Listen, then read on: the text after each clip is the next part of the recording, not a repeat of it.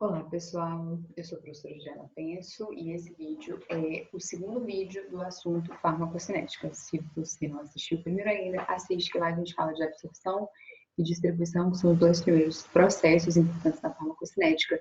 E aqui eu vou falar de metabolização e de excreção. Bom, a gente já viu no vídeo 1, né, que na fase de distribuição o medicamento sai do plasma, sai do sangue em direção aos tecidos. Esse gráfico que está aqui mostra para a gente a concentração plasmática do fármaco versus tempo de um fármaco que foi já distribuído, e aí ele entra no que a gente chama de fase de eliminação. Se a gente olhar um gráfico de concentração de medicamento, na maioria das vezes ele primeiro apresenta uma parte de uma curva ascendente, que representa a absorção, um pico, e depois essa fase de distribuição, que é uma descida mais rápida, e uma segunda fase de uma descida um pouquinho mais lenta, que é a fase de eliminação. Para fármacos que têm um volume de distribuição muito pequeno, que se distribuem muito amplamente, não há tanta diferença aqui no coeficiente angular dessas duas partes da nossa reta. Mas para fármacos que apresentam uma distribuição muito ampla, pode acontecer essa diferença aqui se a gente ampliar o gráfico, olhar bem de pertinho. Vamos começar a falar da metabolização, que é o que prepara o fármaco, na maior parte das vezes, para a eliminação, e depois vamos falar da eliminação em si. O metabolismo também pode ser chamado de biotransformação. Na verdade, biotransformação é qualquer reação química que acontece dentro de um organismo vivo, né? Um conjunto dessas reações, mais precisamente, e geralmente um conjunto orquestrado, um conjunto que faz sentido. Uma reação vai levando à próxima reação e uma depende da outra. O ser humano tem obviamente, esse conjunto de reações que a gente chama mais comumente de metabolismo.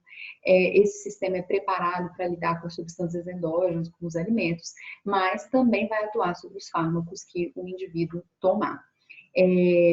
A gente tem uma palavrinha nova que até está no final do slide, depois de novo, para a gente revisar, que é a palavra depuração. A gente também citou no primeiro vídeo de farmacocinética, a depuração é esse processo em que o fármaco vai realmente sair do organismo. Fazem parte desse processo tanto a metabolização quanto a excreção. No caso do metabolismo humano, a gente vai ter vários tipos de enzima. As mais comuns são oxidativas, a gente vai falar dela, mas sempre vai ser, para ser considerado metabolização, uma transformação enzimática de uma substância em outra. Essa primeira substância aqui na nossa aula de farmacologia é o fármaco, e em seguida, após a metabolização, ele deixa de ser o fármaco e passa a ser chamado de metabólico. Deixa de ser o fármaco, obviamente, porque mudou a sua estrutura química em função dessa reação de metabolização. Geralmente a eliminação, ela é subsequente ao metabolismo, mas a gente vai ver que tem várias exceções. Alguns fármacos são eliminados na sua forma ativa, eles são eliminados sem necessidade de metabolização. A excreção já pode ser chamada também de eliminação, e é a remoção do fármaco daquele organismo. Como eu disse, né, tá aqui, pode ser intacto ou dos seus metabólitos. Para tentar falar um pouquinho de metabolismo, né, vamos primeiro analisar esse infográfico aqui. Se a gente tem uma administração de um medicamento por via oral, esse medicamento, como a gente já viu, vai ser absorvido no trato gastrointestinal. A absorção raramente ocorre no estômago, não é uma mucosa preparada para absorção. Geralmente a gente absorve no intestino, e a grande maioria das veias que saem do intestino vão para a veia porta, e a veia porta dá no fígado. O fígado é o principal local de metabolização de substâncias no corpo humano, o principal sítio do metabolismo humano e de mamíferos, né, na verdade. Uma vez que esse sangue, né, que trouxe os fármacos, passa pelo fígado, ao sair do fígado, ele leva tanto o fármaco em si, que não foi metabolizado, quanto os seus metabólitos. É importante ressaltar que nenhum fármaco vai ser metabolizado tudo de uma vez, né? Até porque isso é já pensado e visto naqueles estudos que são feitos antes do fármaco chegar no mercado. Então, se aquela dose é a dose administrada, é porque se há um amplo metabolismo, né, hepático aqui pela via oral, como eu estou mostrando, a gente já vai se programar lá quando são feitos os estudos para dar uma dose, entre aspas, maior, que seja capaz de superar esse metabolismo para eu conseguir chegar, né, com um fármaco ativo aqui na circulação sistêmica, certo? Então, depois que esse sangue sai do fígado e atinge a circulação sistêmica, aí, como a gente já viu, ocorre o processo de distribuição e esse fármaco atinge diversos órgãos. Existe a opção desse medicamento não ser administrado pela via oral. Ele também pode ser administrado pela via subcutânea, transdérmica, intravenosa, enfim, qualquer via parenteral. E aí eu não tenho essa primeira parte do processo, porque a absorção não ocorre no trato gastrointestinal. Então esse fármaco vai direto para a circulação sistêmica e já é diretamente distribuído. Por que isso aqui faz diferença, né? Por que esse infográfico aqui nessa parte da aula? Porque vocês percebam que quando eu administro o fármaco pela via oral, o primeiro lugar que ele passa é o fígado. E se o primeiro lugar que ele passa é o fígado, e o fígado é o principal sítio de metabolismo do corpo humano, a primeira coisa que vai acontecer com esse fármaco, a primeira chance que ele tem é de ser metabolizado. Vai ter uma grande fração das suas moléculas sendo perdidas em função da metabolização, principalmente se ele for um fármaco que sofre amplo metabolismo hepático, o que é o caso de vários dos fármacos que a gente usa na clínica atualmente. Isso aqui vai dar origem ao que a gente chama de efeito de primeira passagem. Substâncias que são administradas pela via oral passam primeiro pelo fígado. Então, antes mesmo de atingirem a circulação sistêmica, elas já foram em grande extensão metabolizadas. O sangue que atinge a circulação sistêmica depois e que vai ser distribuído, né? Os fármacos que estão ali naquele sangue que vão ser distribuídos para os órgãos, já sofreram uma ampla metabolização. Isso é o efeito de primeira passagem. Amplo efeito de primeira passagem e a via retal também tem amplo efeito de primeira passagem. As outras vias, que são parenterais, não têm amplo efeito de primeira passagem. Na verdade, não há efeito de primeira passagem. Se eu administro o fármaco pela via intramuscular, isso não acontece. Não confundam com... Eu não estou falando de metabolismo em si. É óbvio que se eu administro um fármaco pela via intravenosa, pela via intramuscular, ele vai cair na circulação, ele vai ser distribuído e ele vai chegar ao fígado, porque ele vai ser distribuído para todos os órgãos. E ele vai ser metabolizado. Mas essa não é a primeira coisa que acontece com o fármaco. É por causa do efeito de primeira passagem que muitas vezes eu tenho doses diferentes se eu estiver escolhendo, né? Dar o mesmo fármaco para a mesma indicação para uma pessoa pela via oral, muitas vezes, e pela via intravenosa, pela via intramuscular, muitas vezes a dose da via oral é muito maior do que a dose de uma via parenteral. Por quê? Porque eu já sei que vai haver essa perda, então isso é esperado, certo? Para os fármacos que sofrem amplo metabolismo hepático. Para a gente se aprofundar um pouquinho aqui em metabolismo, a gente pode examinar o seguinte: uma substância que está passando pelo fígado, ela está dentro do vaso sanguíneo e ela precisa, para ser distribuída, de uma ampla lipofilicidade. Isso faz com que substâncias muito lipofílicas sejam mais metabolizadas, simplesmente porque elas entram mais no hepatócito, então elas têm mais chance de encontrar enzimas de metabolização. É claro que algumas substâncias são bastante lipofílicas e não têm enzima de metabolização, porque uma reação enzimática depende da existência daquela enzima e as enzimas são muito específicas. Então, cada fármaco vai encontrar ali, vai ser parecido com uma classe de substâncias endógenas e vai ser metabolizado por aquela enzima que está preparada para administrar substâncias para metabolizar substâncias endógenas já. Certo?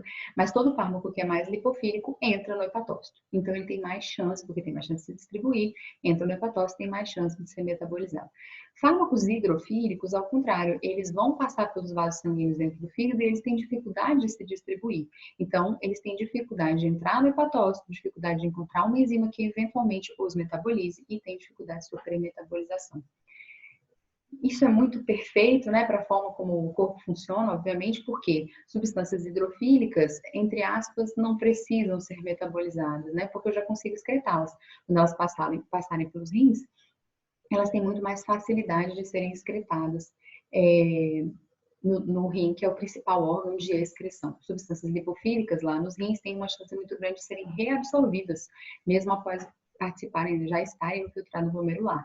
Então, seria necessário gastar essa energia com essas substâncias lipofílicas para o organismo, para que quando elas chegarem lá nos rins, elas possam ser excretadas. Daí, a gente pode concluir, pelo que eu acabei de falar, que a maior parte das reações de metabolismo deixa substâncias muito mais hidrofílicas, certo? Então, substâncias lipofílicas tendem a ser metabolizadas as substâncias mais hidrofílicas. Eu vou de lipo para hidro no metabolismo. Tá? Como eu já falei, o principal órgão de metabolismo é o fígado, né? Mas também ocorre metabolismo no pulmão, na pele, nos rins, no próprio trato gastrointestinal.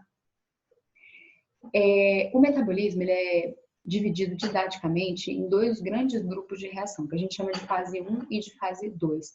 É muito comum que a 1 ocorra antes da 2, mas apesar desse nome, né, sugerir que é sempre assim, pode acontecer só a 1, só a 2, tá? As reações de fase 1 são aquelas que introduzem ou expõem um grupo funcional. Exemplos de reação de fase 1, oxidação, redução, hidrólise. E as reações de fase 2 são reações que adicionam um outro grupo. Na verdade, são reações de conjugação. Então, eu tenho meu fármaco, a reação de fase 2 vai adicionar uma outra pequena molécula. Pode ser um aminoácido, pode ser uma substância semelhante a um açúcar, um sulfato ou algo assim. O fato é que eu estou conjugando aquela molécula de fármaco com alguma outra coisa e ela vai deixar de ser o fármaco, agora é um fármaco modificado, é um metabólito. Isso tanto para a fase 1 quanto para a fase 2. De um modo geral, a ideia do metabolismo é que a gente tenha inativação do fármaco e que esse metabólito, então, ele não seja mais ativo. Mas isso nem sempre acontece. Muitas vezes essas reações, elas fazem com que o nosso fármaco tenha um aumento de atividade, que ele tenha atividade tóxica ou que ele tenha outras atividades. Tudo bem?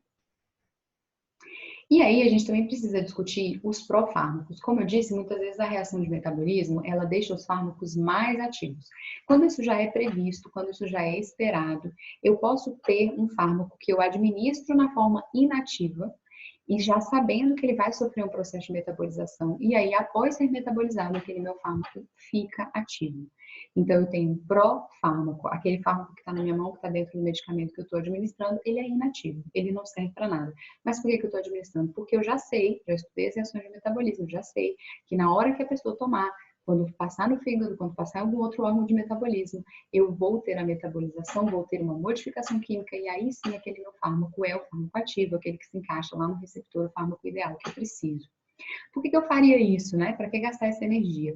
Porque muitas vezes o fármaco, do jeito que eu preciso, na conformação que eu preciso, do jeito que eu sei que se encaixa no receptor, ele é instável, ele tem gosto ruim, ele tem péssimas características para ser absorvido e eu preciso que ele seja absorvido. Então, características inadequadas do fármaco podem levar à necessidade de desenvolvimento de um profármaco, que é uma versão daquele fármaco que é inativa e vai se tornar ativa mediante reações de metabolismo, ok?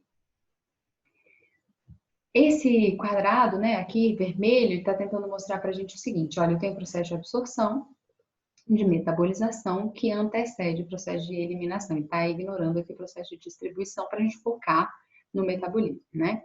Olha como são vários os exemplos do que pode acontecer, né? Eu posso ter aqui meu fármaco, né, que ele colocou droga, a gente já viu que às vezes é comum, né, que se use droga no lugar de fármaco, mas o ideal seria que ele usasse a palavra fármaco. O fato é que esse primeiro aqui, fármaco, ele passa pelo fígado, passa pelos órgãos de metabolismo, né? E ele não sofre nenhuma reação de fase 1. A primeira reação que acontece com ele é a reação de conjugação, e isso já é suficiente para que ele seja eliminado.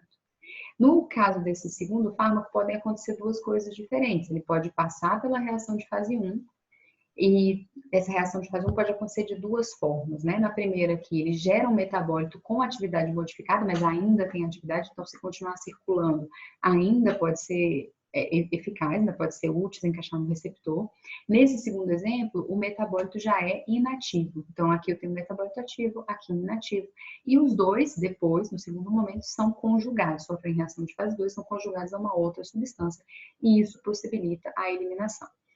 Nesse terceiro exemplo, a gente tem um fármaco, uma droga, que não sofre metabolismo. Ele é eliminado do mesmo jeito que ele foi administrado. A gente diz que esse fármaco foi eliminado na sua forma inalterada. Como eu falei para vocês, de um modo geral, eu tenho uma droga mais lipofílica, um fármaco mais lipofílico, e a reação de metabolismo torna esse fármaco mais hidrofílico. É importante salientar com vocês que muitas vezes a gente vai pegar a bula do fármaco e vai olhar os dados de eliminação, os dados de metabolismo, e a gente vai ver que o fármaco não é eliminado 100% da mesma maneira. Você pode encontrar assim, esse fármaco é eliminado 33% como metabólito tal, e os outros 66%, né, eliminados como metabólito tal. Por que isso acontece? Porque exatamente pelo que está aqui nesse segundo exemplo. Às vezes, o mesmo fármaco, ele pode sofrer dois tipos diferentes de metabolismo, tá? Você ainda pode encontrar na bula dizendo que uma parte é eliminada de um jeito, outra parte é eliminada de um segundo jeito, e uma terceira fração daquele fármaco é eliminada na forma inalterada. Tudo bem? Bom, vamos falar um pouquinho mais das reações de fase 1, porque elas são bem importantes para a clínica, para a prática clínica. Vocês já vão entender por quê, né? Dentro das reações de fase 1, o tipo de reação mais importante que a gente tem são as reações de oxidação. E o grupo de enzimas que mais realiza reações de oxidação é conhecido como citocromo P450. Então, o que é o citocromo P450? É uma superfamília de enzimas, ou seja, várias enzimas muito parecidas entre si, por isso eu digo que elas são uma família, né? Eu deixo elas agrupadas nessa família, na minha sistematização do conhecimento. São todas oxidativas. E esse grupo é, de longe, o grupo mais importante para a metabolização de fármacos. Por que esse grupo é tão importante, né? Porque essas enzimas, elas metabolizam quase todos os fármacos que a gente toma hoje, tá? E essas enzimas são importantes não só por metabolizarem muitos medicamentos diferentes, mas também porque elas podem ter vários fatores de variabilidade, tá? Antes de falar desses fatores de variabilidade, só lembrar vocês, né, o que seria uma reação oxidativa. Aqui eu tenho um exemplo de uma reação oxidativa hidroxilação alifática, né? Essa cadeia aqui, que é alifática, vai receber um hidroxila ou receber um grupo ácido, e isso é uma hidroxilação alifática, um tipo de reação de oxidação. Então, isso aqui, esse Rzinho está representando o resto da cadeia carbônica do meu fármaco, né? Um outro tipo de reação oxidativa é a hidroxilação aromática, e eu também tenho a N-desalquilação, também é outro tipo de reação oxidativa. Agora vamos falar dos fatores de variabilidade desse citocromo, para a gente entender por que ele é tão importante. O citocromo, como eu disse, varia com fatores genéticos, varia, então deixa eu melhorar aqui, fatores genéticos, se você é asiático, se você é caucasiano, se você é de origem negra, ou se você é negro, tudo isso faz com que você possa ter um metabolismo diferente de uma outra pessoa. No Brasil, esse dado ele é bastante relevante porque nós somos uma população altamente miscigenada. Você pode olhar para uma pessoa, achar que ela é de uma determinada etnia pelo fenótipo que ela apresenta e, na verdade, o genótipo dela ser predominantemente de uma outra etnia, que não é aquela que aparenta no fenótipo, tá? Então, esse dado ele é pouco útil para a gente na prática clínica, né? Mas dados que aqui no Brasil e em todo o país são importantes. O citocromo também varia com a idade, o citocromo varia de acordo com o tipo de função hepática que você tem, o citocromo varia de acordo com a alimentação e a ação do citocromo também varia de acordo com outras drogas que aquele indivíduo possa estar consumindo. Então, se aquele indivíduo que está usando o meu medicamento, que vai ser metabolizado pelo citocromo, se ele usa álcool, se ele usa tabaco, se ele usa outros fármacos, eu tenho uma modificação no jeito, na velocidade, na extensão com que aquelas enzimas do citocromo funcionam. E o que isso vai acontecer, o que isso vai acarretar? Isso vai acarretar interações medicamentosas, porque imagina, eu estou te dando um fármaco que eu estudei lá, estudos de fase 1, estudos clínicos, né? E eu espero que ele seja metabolizado pela enzima CYP3A4, né? E eu fiz os estudos, eu vi um monte de gente que tomou, eu sei mais ou menos a proporção em que isso varia, né? Eu digo mais ou menos porque isso varia muito de pessoa para pessoa. Mas eu tenho uma média ali do que vai ser o metabolismo, da velocidade da extensão daquele metabolismo. Só que eu faço essa média dentro de estudos em que as pessoas estão tomando um medicamento. Se eu estou com o meu paciente que toma aquele medicamento, toma outros medicamentos, o que pode acontecer? Esses outros medicamentos podem fazer com que essa enzima, né? Eu tinha dado exemplo, CYP3A4, funcione muito mais rápido, eu digo que ela está induzida, e aí ela metaboliza muito mais rápido aquele fármaco do que eu esperava, e outras também substâncias que eu tenho podem, ao contrário, inibir aquela enzima, e aí eu metabolizo muito mais lentamente do que eu esperava. Sempre que a pessoa está tomando dois fármacos, eu tenho risco disso acontecer. Dependendo da idade, eu também posso modificar essa velocidade de funcionamento. Então, isso pode gerar variabilidade muito grande no meu tratamento, na resposta do paciente àquele tratamento. Por isso, é um fator que a gente tem que dominar, tá? Uma coisa que eu esqueci de mencionar é que o citocromo P450, só por curiosidade, né? Vou voltar aqui um pouquinho. Da onde vem esse nominho, né? O CYP é de citocromo, esse nome P450 porque o cientista que descobriu esse grupo de enzimas, ele foi fazendo um centrifugado de células e tal, e quando ele chegou nessa fração que era muito rica em atividade metabólica, ele observou que era uma fração que absorvia luz no comprimento de onda 450, ele deu esse nome para essa fração experimental que ele estava fazendo lá, ele macerava as células e ia centrifugando, e essa fração ele chamou de P450 em função da absorção de luz. Depois a gente descobriu que eram, então, enzimas muito parecidas entre si, oxidativas. Cada um foi dando um nome, isso em um determinado momento ficou sustentável. Em um congresso foi definido que haveria essa padronização. Então, eu tenho a família 1, A subfamília A, dentro da subfamília A, o componente 1, 2, 3, assim sucessivamente. Eu tenho a família 2, e aí eu tenho a subfamília A, B, C, D, né? E assim vai. E dentro de cada família eu tenho 1, 2, 3, até chegar aqui no 9, tá? Então, por isso que tem esse nominho aqui em cada enzima. Vocês não precisam se preocupar muito com isso, né? Mesmo nós farmacêuticos, a gente sabe que essas aí são as 4 principais, tem algumas outras que também são bem comuns, mas o mais importante é a gente saber que elas existem e saber interpretar essa informação em bula, em compêndio, por causa das interações medicamentosas que podem acontecer, tá? Então, prosseguindo agora com as interações medicamentosas, agora vamos dar exemplos mais palpáveis. No caso de indução enzimática, a gente viu que um fármaco pode aumentar a síntese de enzimas do citocromo, isso eu chamo de indução. Se eu estou tomando 2 fármacos ao mesmo tempo, que são um metabolizado por aquela enzima e outro que induz aquela enzima, o que vai acontecer? Eu vou ter diminuição da biodisponibilidade do fármaco que é metabolizado por ela. Eu esperava que a enzima funcionasse nessa faixa e ia metabolizar nessa faixa. Eu tomo um outro fármaco que induz essa enzima, ela passa a funcionar nessa faixa, ou seja, passa a funcionar muito mais, metaboliza muito mais, a concentração daquele fármaco na corrente sanguínea do paciente cai mais rapidamente.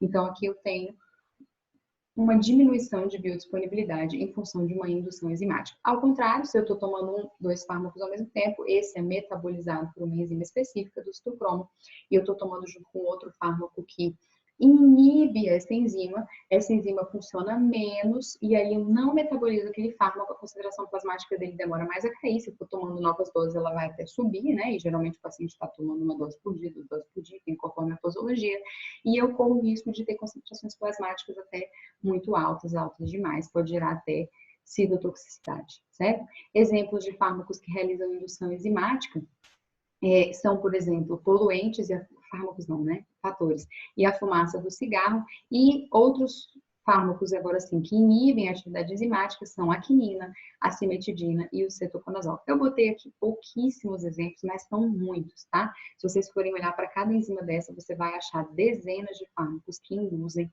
e que inibem a função dessas enzimas. Então, é importante saber, porque isso é um fator de interação medicamentosa. E o que eu vou fazer se eu verificar essa interação?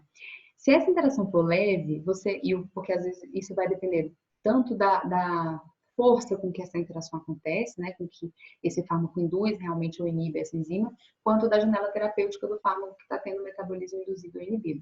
Mas se você verificar que essa interação é muito significativa, você pode ter que realizar ajuste de dose para compensar esse problema que você está tendo no metabolismo, ok? Aqui um exemplo prático do que eu acabei de falar, né? Tô tomando um fármaco e aí eu tomo as primeiras doses. Eu chego num momento que a gente chama de steady state, né? Que eu tô tendo uma variação, mas sempre dentro da mesma faixa, né? Obviamente eu tomo, eu começo a absorver, eu vou começar a distribuir, a excretar, a depurar, eu tomo a próxima dose, isso vai subir de novo, isso acontece sempre para todo mundo que toma qualquer tipo de fármaco. A concentração do fármaco, obviamente, nunca é totalmente constante, ela varia dentro dessa faixa, mas tudo bem, isso aqui tem que estar dentro da janela terapêutica, né?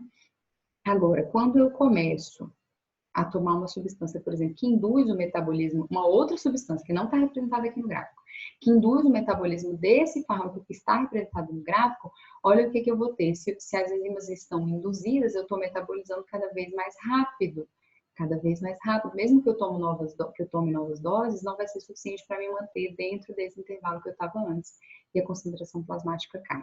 Se eu estou tomando já, é o contrário, né? Um fármaco junto com esse que está representado aqui, que inibe o metabolismo desse que está representado no gráfico, eu vou tomando novas doses, e como eu estou metabolizando muito menos, essa dose média que eu tenho, que essa faixa, vai subindo cada vez mais. E as reações de fase 2, elas são menos importantes na prática clínica, né?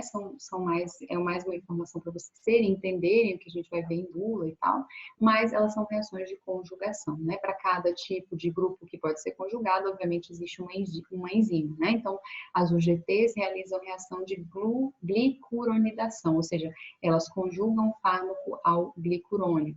Sulfotransferases conjugam o fármaco a sulfato, e assim sucessivamente.